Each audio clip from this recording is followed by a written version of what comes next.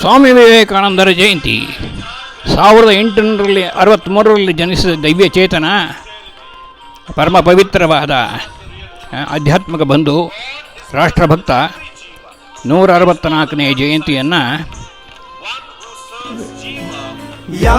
ವಿವೇಕಾನಂದ ಪಾರ್ಕಿನಲ್ಲಿ ಶಂಕರಮಠದ ಎದುರು ಮಾವಣಿ ಶೃಂಗೇರಿ ಶಂಕರಮಠದ ಇರುವ ಗೋಪಾಲಯ್ಯನವರು ಶಾಸಕ ಸನ್ಮಾನ್ಯ ಗೋಪಾಲಯ್ಯನವರು ಆಚರಿಸುತ್ತಿದ್ದಾರೆ. ಪ್ರತಿ ವರ್ಷ ಆಚರಿಸಿಕೊಂಡು ಬಂದಿದ್ದಾರೆ.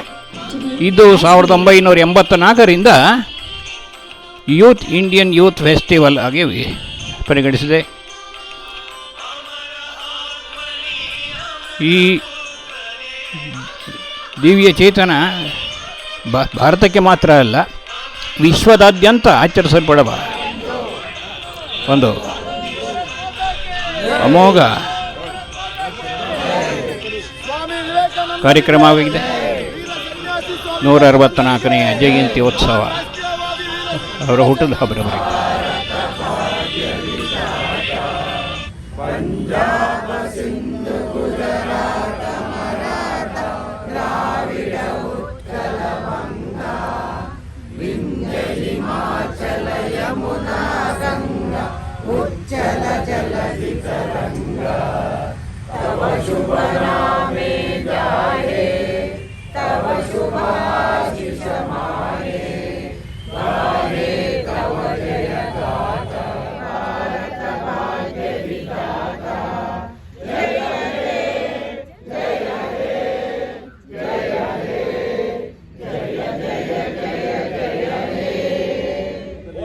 ನೋಡ್ತಾ ಇದ್ದೇವೆ. ಇದನ್ನು ಸಹ ಈ ಸಂದರ್ಭದಲ್ಲಿ ಖಂಡಿಸಬೇಕು. ನಾವು ಅವರ ಪರವಾಗಿ ನಿಲ್ತಕ್ಕಂಥ ಇದನ್ನು, ಹಿಂದೂಗಳ ಪರವಾಗಿ ನಿಲ್ತಕ್ಕಂಥದ್ದನ್ನ ನಾವೆಲ್ಲರೂ ಧೈರ್ಯವಾಗಿ ತಗೋಬೇಕು ಅಂತಕ್ಕಂಥ ಮಾತನ್ನು ಹೇಳಿ, ಇದೇ ರೀತಿಯ ಕಾರ್ಯಕ್ರಮಗಳನ್ನು ಮುಂದೆನೂ ಮಾಡ್ಕೊಂಡು ಹೋಗೋಣ ಅಂತಕ್ಕಂಥದ್ದನ್ನ ಹೇಳಿ ಈ ಕಾರ್ಯಕ್ರಮವನ್ನು ಎಲ್ಲ ಮುಖಂಡಗಳಿದ್ದಾರೆ. ಎಲ್ಲರಿಗೂ ಮತ್ತೊಂದು ಸ್ವಾಮಿ ವಿವೇಕಾನಂದ ಜಯಂತಿಯ ಶುಭಾಶಯನ ಕೋರಿ ನಾನು ಮಾತುಕೊಳ್ತೇನೆ. ನಾಳೆ ಬೆಳಿಗ್ಗೆ ಎಂದು ಸ್ನೇಹಿತಾದ ನರೇಂದ್ರ ಬಾಬು ಅವರು ಸ್ವಾಮಿ ವಿವೇಕಾನಂದರ ಬಗ್ಗೆ ಸಂಪೂರ್ಣವಾಗಿ ಹೇಳಿದ್ದಾರೆ. ಪ್ರತಿ ವರ್ಷ ಬಂದಾಗೂ ಅದೇ ರೀತಿಯಲ್ಲಿ ಮಾತಾಡ್ತೀವಿ, ಒಯ್ತೀವಿ ಇದನ್ನು. ಮತ್ತು ಈ ಕಳೆದ ವರ್ಷ ಒಂದು 4-5 ಸಾವಿರ ಜನ ಯುವಕರು ಎಲ್ಲ ಸೇರಿ ಬಸವೇಶ್ವರ ಸರ್ಕಲ್ನಿಂದ ಇಲ್ಲಿಗೆ ಪಥಸಂಚಲನ ಮಾಡ್ತಕ್ಕಂಥದ್ದು ಮಾಡಿದ್ರು. ಈ ಬಾರಿ ಮತ್ತೆ ಮಾಡಬೇಕು ಅಂತಕ್ಕಂಥ ಭಾಳ ಚಳಿ ಇರೋದ್ರಿಂದ 5:30-6 ಗಂಟೆಗೆ ಬೇಡ ಅಂತಕ್ಕಂಥದ್ದನ್ನ ಕ್ಯಾನ್ಸಲ್ ಮಾಡಿದ್ರು. 8:00ವರೆಗೆ ಈ ಕಾರ್ಯಕ್ರಮವನ್ನು ಮಾಡೋಣ, ಸ್ವಲ್ಪ ಲೇಟಾಗಿ ಮಾಡೋಣ. ನಮ್ಮ ಇಲ್ಲಿ ಸೀನಿಯರ್ ಸಿಟಿಜನ್ಸ್ ಏನಿದ್ದಾರೆ, ನಮ್ಮ ಚಿದಾನಂದ ಸರ್ ಆಗಲಿ, ಅಲ್ಲಿರ್ತಕ್ಕಂಥ ನಮ್ಮ ಮಹಿಳಾ ಒಕ್ಕೂಟದ ಸದಸ್ಯರುಗಳು ಬರ್ತಕ್ಕಂಥ ಲೇಟ್ ಆಗುತ್ತೆ ಅಂತಕ್ಕಂಥದ್ದು ಇದು ಮಾಡಿದ್ರು. ಇವತ್ತಿನ ಕಾರ್ಯಕ್ರಮದಲ್ಲಿ ನರೇಂದ್ರ ಬಾಬು ಇದ್ದಾರೆ. ಇಡೀ ಪ್ರಪಂಚದಲ್ಲಿ ಬಯಸ್ತಾ ಇರ್ತಕ್ಕಂಥದ್ದು ಯಾಕೆ ಅಂತ ಹೇಳಿದ್ರೆ, ಇಡೀ ಪ್ರಪಂಚದ ಯಾವುದೇ ಧರ್ಮಗಳಾಗಿರಲಿ, ಬಸವಣ್ಣ ಹೇಳಿದ್ರು ದಯವೇ ಧರ್ಮದ ಮೂಲವಯ್ಯ, ದಯವಿಲ್ಲದ ಧರ್ಮ ಯಾವುದಯ್ಯ ಅಂತ ಹೇಳಿದ್ರು. ಬಹುಶಃ ಇದನ್ನೆಲ್ಲ ನಾವು ಅರ್ಥ ಮಾಡ್ಕೊಳ್ಬೇಕು. ಯುವ ಸಂಘಟನೆಗಳಿಗೆ ಅವ್ರ ತಪ್ಪಲ್ಲ, ನಮ್ಮ ತಪ್ಪು. ಯಾಕಂದರೆ ಪುರುಷೋತ್ತಮಾನಂದಜಿಯವರು ರಾಮಕೃಷ್ಣ ಆಶ್ರಮದ ನಮ್ಮ ಗುರುಗಳು ಒಂದು ಮಾತು ಹೇಳಿದರು. ಒಂದು ಉಪನ್ಯಾಸಕ್ಕೆ ಹೋದಾಗ ಅವ್ರನ್ನ ಯಾರೋ ಪ್ರಶ್ನೆ ಮಾಡಿದ್ರಂತೆ, ಸ್ವಾಮೀಜಿ ಇವತ್ತು ಯುವ ಜನಾಂಗದಲ್ಲಿ ಸಂಸ್ಕೃತಿ ಸತ್ತಿದೆ ಏಕೆ ಅಂತ ಹೇಳಿ. ಆಗ ಅವ್ರು ಒಂದೇನು ಮಾತು ಹೇಳಿದ್ರಂತೆ, ಯುವ ಜನಾಂಗದಲ್ಲಿ ಸಂಸ್ಕೃತಿ ಹುಟ್ಟೇ ಇಲ್ಲ, ಸಾಯೋದಾದರೂ ಹೇಗೆ ಅಂತ ಹೇಳಿದ್ರು. ಅಂದರೆ ಅವರೇ, ಮಾದೇವ್ ಅವರೇ, ನಿಸರ್ಗ ಜಗದೀಶ್ ಅವರೇ, ಮಂಡಲದ ಅಧ್ಯಕ್ಷರಾದ ಶ್ರೀ ನಾಗೇಂದ್ರ ಅವರೇ, ಪ್ರಧಾನ ಕಾರ್ಯದರ್ಶಿ ಭತ್ತಂದ ಪ್ರಧಾನ ಕಾರ್ಯದರ್ಶಿಯಾದ ಅವಿನ್ ಅವರೇ, ಸೀರಣ್ಣ ಅವರೇ, ಇನ್ನೊಂದು ಶ್ರೀನಿವಾಸ್ ಅವರೇ, ವೆಂಕಟೇಶ್ ಮೂರ್ತಿ ಅವರೇ, ಪ್ರಸನ್ನ ಅವರೇ, ಶಿವಾನಂದ್ ಅವರೇ, ಗಗನ್ಮಯ ಅವರೇ, ಹಿರಿಯರಾದ MD ಲಕ್ಷ್ಮೀನಾರಾಯಣ ಅವರೇ, ಹೇಳ್ಬೇಕಲ್ಲಪ್ಪ ಎಲೆಕ್ಷನ್ ಶ್ರೀಮತಿ ಮಾಜಿ ಉಪಮಹಾಪೌರದ ಶ್ರೀಮತಿ ಹೇಮಲತಾ ಗೋಪಾಲಯ್ಯನವರೇ. ಒಬ್ಬ ವ್ಯಕ್ತಿ ಹೆಂಗೆ ಬದುಕಿದ್ದಾನೆ ಅನ್ನೋದು ಇಂಪಾರ್ಟೆಂಟ್. ಯಾಕಂದ್ರೆ ಕೇವಲ 32 ವರ್ಷ ಬದುಕಿದ್ದಂಥ ಸ್ವಾಮಿ ವಿವೇಕಾನಂದ 160 ಆಗಲಿ 220 ವರ್ಷ ಆದ್ರೂ ನಾವು ಅವ್ರನ್ನ ನೆನ್ಸ್ಕೊತೀವಿ ಅಂದರೆ ಅವ್ರು ಮಾಡಿರೋಂಥ ಕೆಲಸ, ತಾವು ಬದುಕಿದಂಥ ಕಾಲದಲ್ಲಿ ತಾವು ಏನು ವಿಚಾರಧಾರೆಯನ್ನು ಕೊಟ್ಟು ನಮ್ಮ ದೇಶಕ್ಕೆ, ಅದನ್ನು ನಾವು ಇವತ್ತು ನೆನ್ಸ್ಕೊತೀವಿ ಸ್ನೇಹಿತರೆ. 2 ಅಂಶ ಹೇಳ್ತೀನಿ, ಯಾಕಂದರೆ ಪ್ರತಿ ಬಾರಿ ಹೇಳ್ತಾನೆ ಇರ್ತೀನಿ ಸ್ವಾಮಿ ವಿವೇಕಾನಂದ. ಬಟ್ ಆದರೆ ಇವತ್ತು ಸ್ವಾಮಿ ವಿವೇಕಾನಂದವ್ರು ಚಿಕಾಗೋ ಅಲ್ಲಿ ಐತಿಹಾಸಿಕ ಭಾಷಣ ಮಾಡೋಕ್ಕೆ ಹೊಂಟಂಥ ಸಂದರ್ಭದಲ್ಲಿ ಸಾಕಷ್ಟು ಕಷ್ಟವನ್ನು ಅನುಭವಿಸ್ತಾರೆ. ಸುಮಾರು ದಿನ ಫುಟ್ಪಾತ್ ಮೇಲೆ, ಯಾವುದೋ ಪೈಪ್ ಒಳಗಡೆ ಹಿಂಗೆಲ್ಲ ಮಲ್ಕೊಂಡು ಅವರು ಜೀವನವನ್ನು ಸಾಕ್ತಾರೆ. ಯಾಕಂದರೆ ಆ ಚಿಕಾಗೋ ಡೇಟು ಅವ್ರು ಹೋಗಿದ್ದಂಥ ಡೇಟ್ಗೂ ಸುಮಾರು 1 ತಿಂಗಳು ಡಿಫ್ರೆನ್ಸ್ ಇರ್ತೈತೆ, ಯಾಕಂದರೆ ಜಲ್ದಿ ಹೋಗ್ಬಿಟ್ಟಿರ್ತಾರೆ ಅವರು. ಆಗ ಒಬ್ಬರು ನಿವೇದಿತಾ ಅಂತ ಒಬ್ಬರು ಅಮೇರಿಕನ ಪ್ರಜೆ ಬಂದು ಈ ಸ್ವಾಮೀಜಿ ನೋಡಿ ಅವ್ರ ಮನೆಗೆ ಕರ್ಕೊಂಡೋಗಿ ಇಟ್ಟು ಅವ್ರನ್ನ ಸತ್ಕಾರ ಮಾಡ್ತಾ ಇರ್ತಾರೆ. ಅವರು ಒಂದು ದಿವಸ ಸ್ವಾಮಿ ವಿವೇಕಾನಂದ ಅವ್ರಿಗೆ ನಾನು ನಿನ್ನ ಮದುವೆ ಆಗಬೇಕು ಅಂತ ಇಷ್ಟಪಡ್ತಾ ಇದ್ದೀನಿ, ನಾನು ಮದುವೆ ಆಗಿ ಅಂತ.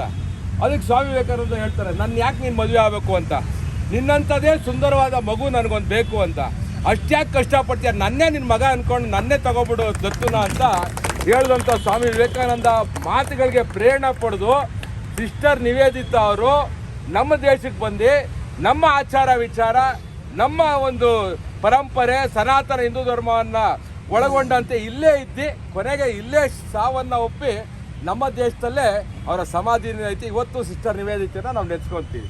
ಅಂದರೆ ಯಾರ್ಯಾರು ಸ್ವಾಮಿ ವಿವೇಕಾನಂದ ಅವರ ಒಂದು ಇದರಲ್ಲಿ ಬಂದರು, ಆ ಪ್ರೇರಣೆ ಪಡೆದ್ರು, ಅವರೆಲ್ಲ ದೇಶಕ್ಕೆ ಪ್ರಪಂಚಕ್ಕೆ ಒಂದು ಆದರ್ಶ ವ್ಯಕ್ತಿಗಳಾಗಿ ಅನುಭವಿಸಿದಂಥ ಮಾತುಗಳು. ಮತ್ತೊಬ್ಬ ವ್ಯಕ್ತಿನ ನಾವು ಯಾಕೆ ಇವತ್ತು ನೆನೆಸ್ಕೊಬೇಕಂದ್ರೆ, ಸ್ವಾಮಿ ವಿವೇಕಾನಂದರ್ ಕಳೆದ ಬಾರಿ ಹೇಳಿದೆ, JRD ಟಾಟಾ ಅವರು ಲಂಡನ್ಗೆ ಹೋಗ್ತಾ ಇದ್ರು, ನಮ್ಮ ದೇಶದ ಮಣ್ಣನ್ನು ಟೆಸ್ಟ್ ಮಾಡೋಕ್ಕೆ ಹೋಗ್ತಾ ಇದ್ರು. ಆದರೆ ದಿನಾಲು ಬೆಳಿಗ್ಗೆ ಅವರು ಒಂದು ಸನ್ಯಾಸಿ ಬೋಟಲ್ಲಿ ಹಡಗಲ್ಲಿ ವಾಕಿಂಗ್ ಮಾಡೋದನ್ನು ನೋಡೋರು. ಅವ್ರನ್ನ ಒಂದು ದಿವಸ ನನ್ನ ಜೊತೆ ತಿಂಡಿ ಮಾಡೋಕ್ಕೆ ಕರಿಯವ್ರನ್ನ ಅಂತ ಹೇಳಿದಾಗ ಕರೆದಾಗ ಗೊತ್ತಾಗುತ್ತೆ ಅವ್ರು ಸ್ವಾಮಿ ವಿವೇಕಾನಂದ ಅಂತ ಇಬ್ಬರು ತಿಂಡಿ ಮಾಡಬೇಕಾದ್ರೆ ಕೇಳ್ತಾರೆ, ಏನಕ್ಕೆ ಹೋಗ್ತಾ ಇದ್ದೀರಾ ಅಂತ. ಇಲ್ಲ, ಮಣ್ಣು ತಗೊಂಡು ಹೋಗ್ತಾ ಇದ್ದೀನಿ, ಸ್ಯಾಂಪಲ್ ಟೆಸ್ಟ್ ಮಾಡ್ಸೋಕ್ಕೆ ಐರನ್ ಓರ್ ಇದೆಯಾ ಏನಿದೆಯಾ ಅಂತ. ಆ ಟೆಸ್ಟ್ ಮಾಡಿದ್ಮೇಲೆ ನಾವು ಇದು ಗಣಿನ ಮಾಡಬೇಕು ಅಂತ ಅವ್ರು ಹೇಳ್ತಾರೆ. ಇವಾಗಲೇ ನಮ್ಮ ದೇಶನ 200 ವರ್ಷ ಆಳವ್ರೆ ಬ್ರಿಟಿಷರು, ಅವ್ರಿಗೇನಲ್ಲ ಗೊತ್ತಾಗ್ಬಿಡ್ತಂದ್ರೆ ಇನ್ನೂ 200 ವರ್ಷ ಆಳ್ತಾರೆ, ದಯವಿಟ್ಟು ಮಾಡೋಕ್ಕೋಗ್ಬೇಡಿ. ನಮ್ಮ ದೇಶದಲ್ಲೇ ಇದನ್ನು ಟೆಸ್ಟ್ ಮಾಡೋ ಅಂತ ಒಂದು ಫೆಸಿಲಿಟಿನ ಕ್ರಿಯೇಟ್ ಮಾಡಿ, ನಮ್ಮ ದೇಶದಲ್ಲೇ ಒಂದು ಇದನ್ನು ಒಂದು ತನಿಖೆ ಮಾಡೋದು, ಆದರ್ಶ ಮಾಡೋದನ್ನ ಒಂದು ಮಾಡಿ ಅಂತ ಹೇಳಿದಾಗ ಇಲ್ಲೇ ಬಂದು ಮೈಸೂರು ಮಹಾರಾಜರಿಗೆ ಮತ್ತೊಂದು ಹೆಸರು ಏನಪ್ಪ ಅಂದರೆ ಎಲ್ಲ ದಾನಿಗಳೇ ಮಹಾದಾನಿಗಳು ಅಂತ ಒಂದು ಬಿರುದನ್ನು ಕೊಟ್ಟಂಥ ಮೈಸೂರು ಮಹಾರಾಜರಿಗೆ ನಾವು ನೆನೆಸ್ಕೊಬೇಕು. 1000 ಎಕರೆ ಕೊಡ್ತಾರೆ ಇಂಡಿಯನ್ ಟಾಟಾ ಇನ್ಸ್ಟಿಟ್ಯೂಟ್ನ ಮಾಡೋದಕ್ಕೆ. ಟಾಟಾ ಇನ್ಸ್ಟಿಟ್ಯೂಟ್ನ ಇಲ್ಲೇ ಒಂದು ಇದನ್ನು ಮಾಡಿದಾಗ ಸ್ಥಾಪನೆ ಮಾಡೋದಕ್ಕೆ ನಮ್ಮ ಮೈಸೂರು ಮಹಾರಾಜರು 1000 ಎಕರೆ ಕೊಡ್ತಾರೆ. ಇವತ್ತು ಟಾಟಾ ಇನ್ಸ್ಟಿಟ್ಯೂಟ್ ಜಗತ್ ಪ್ರಸಿದ್ಧವಾದ ಇಂಡಿಯನ್ ಇನ್ಸ್ಟಿಟ್ಯೂಟ್ ಆಫ್ ಸೈನ್ಸ್ ಆಗಿದೆ. ಅದೇ ರೀತಿ ಸಾಕಷ್ಟು HAL ಇವತ್ತು ನಮ್ಮ ಬೆಂಗಳೂರಲ್ಲಿರೋಂಥ HAL ಮೈಸೂರು ಮಹಾರಾಜರು PPP ಮಾಡಲು ಅಂದರೆ ಪಬ್ಲಿಕ್ ಪ್ರೈವೇಟ್ ಪಾರ್ಟ್ನರ್ಶಿಪ್ಪಲ್ಲಿ ಮಾಡಿದಂಥ ಬ್ರಿಟಿಷರು ಮಹಾರಾಜ ಜಯಂತಿಯ ಅಂಗವಾಗಿ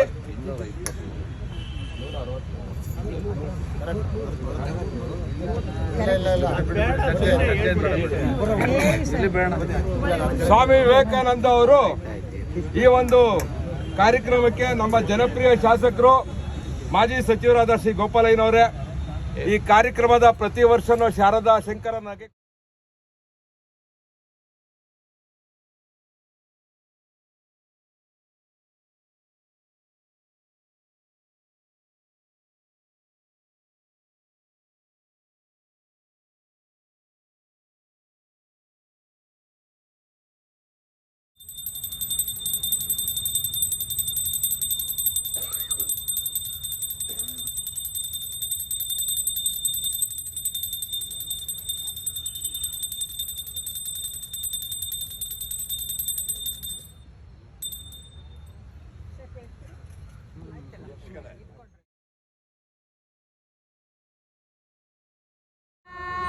ಮಾತರಂ ವಂದೇ ಮಾತರಂ ಕೋಟಿ ಕೋಟಿ ಕಂಠ ಕಲ ಕಲ ನಿನಾದ ಕರಾಲೆ ಕೋಟಿ ಕೋಟಿ ಪುನೈನುತ ಕರ ಕರವಾಲೆ ಅಬಲಕೆ ನೋಮ ಏತೋ बहुबलधारिणी नमामि तारिणी रिपुदलवारिणी मातरं वन्दे मातरं तुमि विद्या तुमि धर्म तुमि हृदि तुमि मर्म त्वं हि प्राण शरीरे बाहुते तुमि मा शक्ति हृदय